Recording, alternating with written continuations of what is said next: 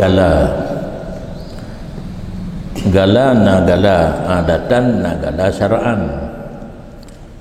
Menyo adatan kitanya pegala tanah kepada tidak orang, tanahnya gemuk oleh orang hutang peng.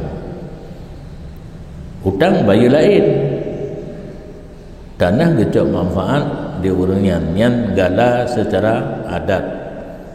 Kemudian nagala secara syarak, tanah yang tak pegala hanya sebagai wasiqah, tempat kepercayaan bagi orang yang hutang, watir haid tabaya publo.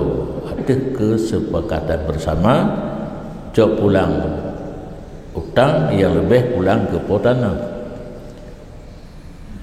Dina terjadilah dalam masyarakat gecok manfaat tanah galanya le urung hutang. Dalam hadis kullu qardin jarra manfaatan fahuwa riba. Tiap-tiap piutang yang mendatangkan manfaat kepada orang yang mengutangkan itu riba. Manfaat pun dah gemuk tanah yang hasil kedra hana potong hutang. Nyo kehino penting ilmu. Li kulli syai'in solusiun. Nyo kata bet karena solusi, yaitu nazar. Jih-jih-sid, tetapi bumupong. Jih-jih-sid, ulang dengan ilih kan tabang tentang hana tulang lemiak badan ni. Ulang harap ilih hala. Manfaat benar ke orang hutang. Baik yang mangat cibak laki hutang, ujung mu bayar pitan kadang. Benar manfaat ke orang hutang. Agama membuka jalan atau solusi nazar.